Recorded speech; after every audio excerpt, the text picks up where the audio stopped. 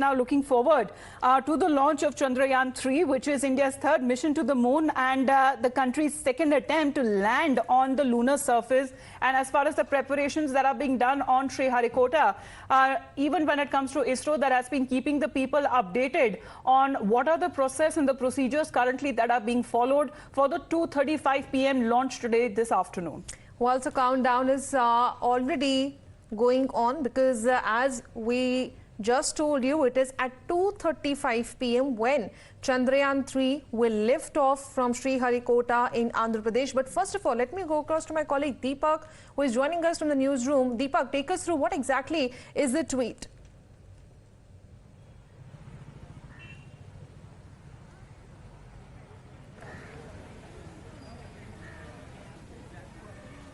All right, we'll try to rope my colleague back on the broadcast, let me go across to Deepak Bopanna also, who is joining us live on the broadcast. Deepak Bopanna, that's of course a big day for India because Chandrayaan-3 is finally going to lift off at around 2:35 p.m. today.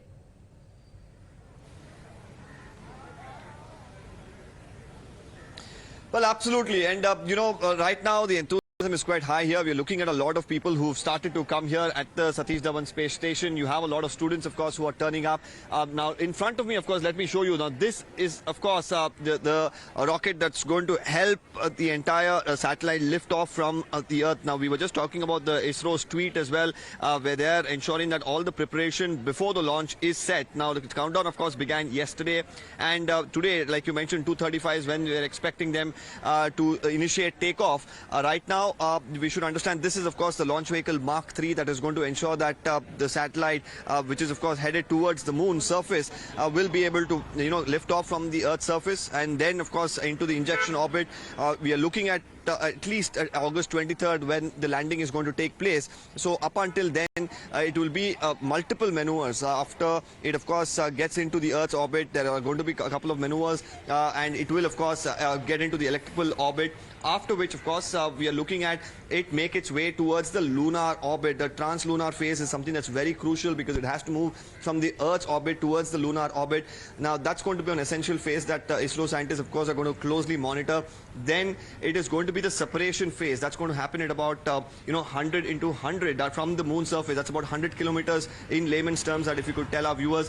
That is when you're going to have the propulsion module and the lander module separate, and then you're going to have the descent phase towards the moon. And when it reaches at about 30 kilometers from the moon surface, that's when the deacceleration is going to happen.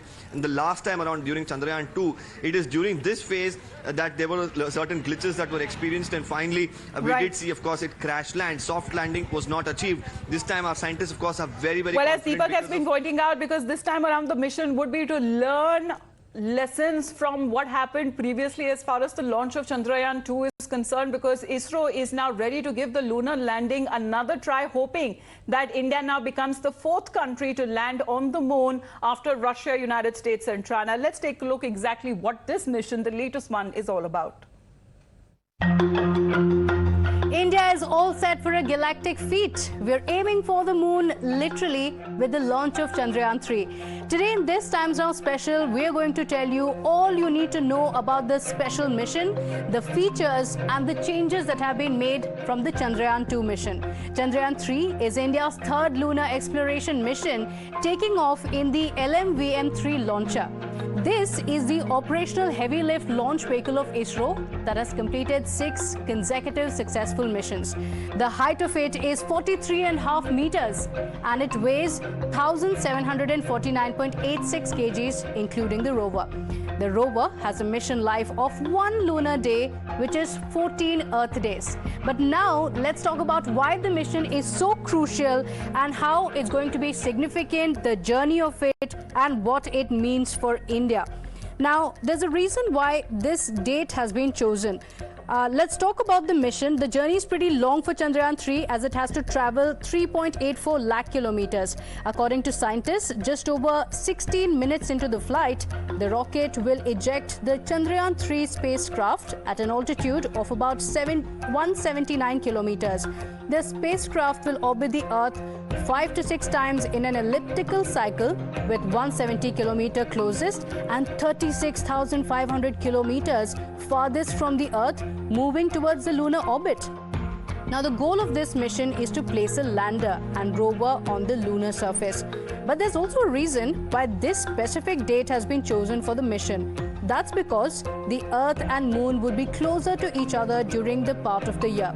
So after a journey of the long 3.84 lakh kilometers, the lander that is carried by the spacecraft is expected to make a soft landing on August 23rd or 24th. And after reaching, it will begin a soft landing on the South Pole region of the Moon. This mission is divided into 3 phases: Earth-centric phase, lunar transfer phase, and the Moon-centric phase. The Chandrayaan-3 lander and rover are similar to the previous mission. Remember, in 2019, Chandrayaan-2 had lowered itself to within 3 miles of the Moon, but unfortunately, due to a software glitch, veered off the course. But scientists have assured us that lessons have been learned and the lander software has been upgraded. A successful soft landing will put India in an elite league. It will make India the 4th country after United States, Russia and China to achieve the feat. So with bated breath, we await the launch and the landing.